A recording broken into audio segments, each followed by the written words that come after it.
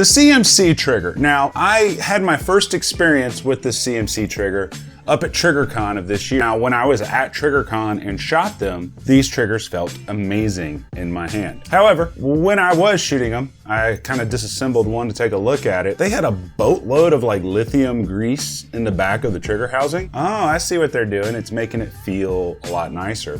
Because you're not gonna run lithium grease on your connector in a real world type carry scenario, because it's just gonna attract a boatload of dirt and debris and all that stuff, and that can cause malfunctions. Now, when these triggers first came out, and I think it was like February, they did have some issues where the back of the trigger shoe was hitting the frame before it would break, and a lot of people were getting malfunctions with it.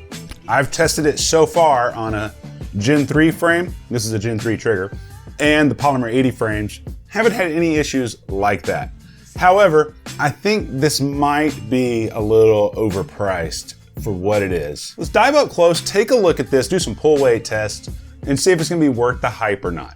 So here we have the Glock Trigger. This trigger shoe really follows their design language that they also apply to their AR-15s, which is kind of controversial for Glock triggers. You know, I know the first time I saw this trigger, I had a feeling that this safety was gonna pinch or bind, and it doesn't, but it's definitely a lot different looking. One thing I do like is this L shape right here is kind of nice, to be honest. This L shape here actually aids in keeping your finger in the same place under recoil and reset, as well as initial placement of the finger to get it in the exact same spot.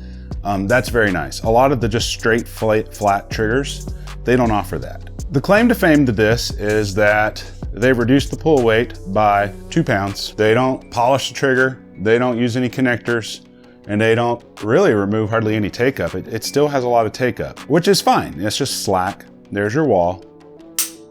There's your brake. The brake is not that nice. There's your reset. Reset's not bad, but watch this brake.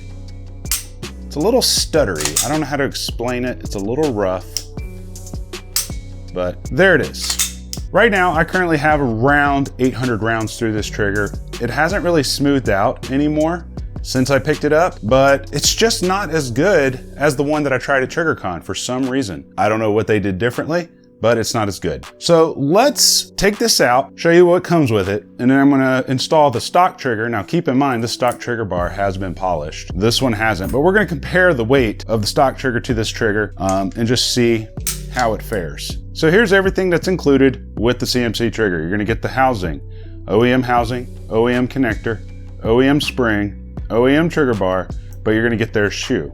Now their shoe is made out of 8620 alloy steel and S7 tool steel. It doesn't say which pieces are made of which. The cool thing about this though is it's for pretty much every single Glock model available. 42, 43, all the 9s, all the 40s, and all the 45s. I don't know about 10mm or not, or 357, but I mean, it's a cool looking shoe, you know? Very interesting looking, a nice flat face to it.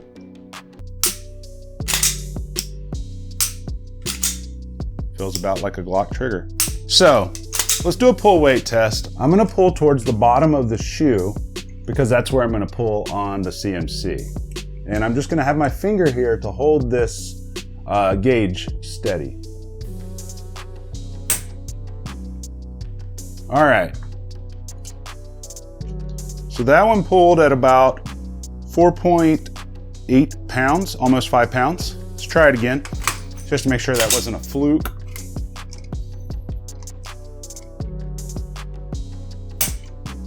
All right, so that one pulled right around 5 pounds, 4.8, 4.9, somewhere in there.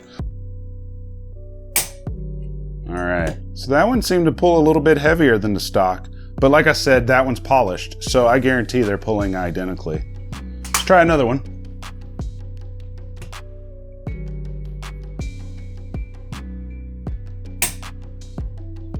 And that one pulled right at 5 pounds.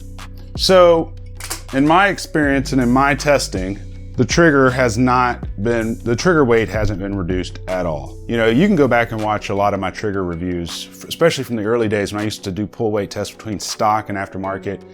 And the highest that I've ever gotten on video, I think, is 5.5 pounds. And the highest that I've seen personally is 6.5 pounds. So I don't know where they get the, we drop the pull weight by 2 pounds thing from.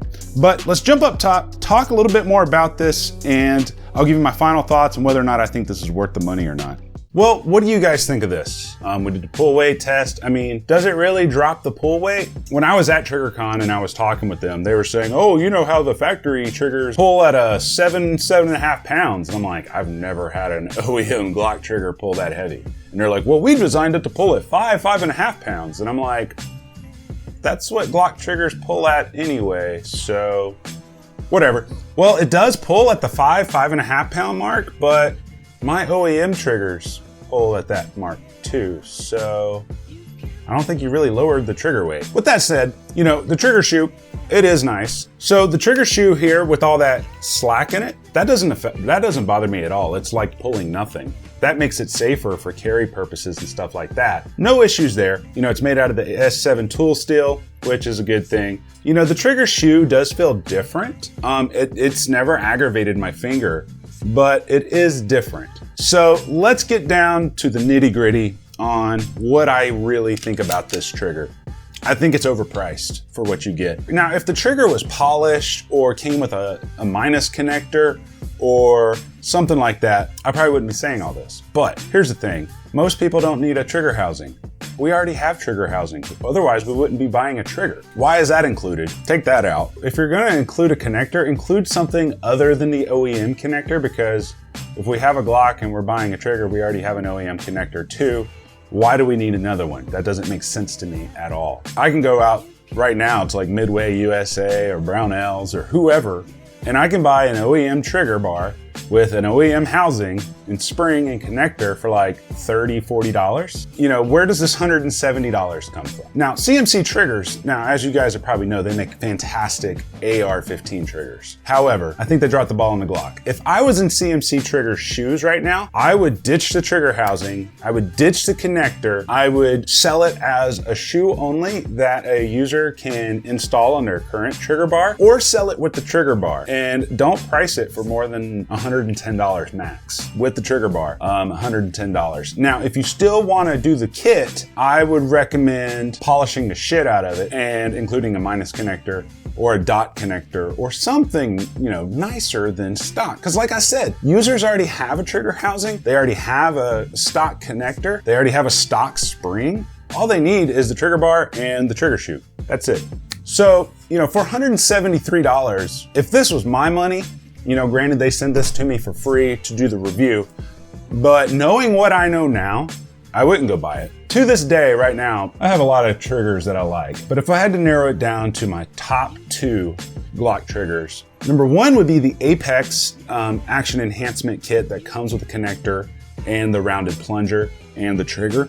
Those are like $120-ish. And if I wanted to go into the price range of this, I would buy the Arsenal Democracy Switch Trigger. If you haven't seen that review, guys, I'll put a link right up here for you for both of those, because they're both amazing triggers. One's like $60 less, the Apex, and then the Arsenal Democracy Switch Trigger, a little bit more expensive. But with the Arsenal Democracy trigger, dude, it's like something off NASA, so you just have to watch that review. And then the Apex, dude, I've never had an issue with Apex, dude. Like, they've always delivered. That's what I got to say about this. Yeah, it works, but honestly, I could just polish my OEM trigger and get better results. So, hate to say that because I don't like having to say like negative things about products, but this is why I created this YouTube channel. Is there's a difference between getting paid to do what you love and getting paid off to say nice things. And if I ever ruin a relationship with a company because of my honesty, then I don't need to work with that company. So let me know what you guys think down below in the comments. Do you think it's worth the money or not? Do you have one? What are your experiences with it? And if not, what's your favorite Glock trigger? But until next time, I love you and you guys stay sexy.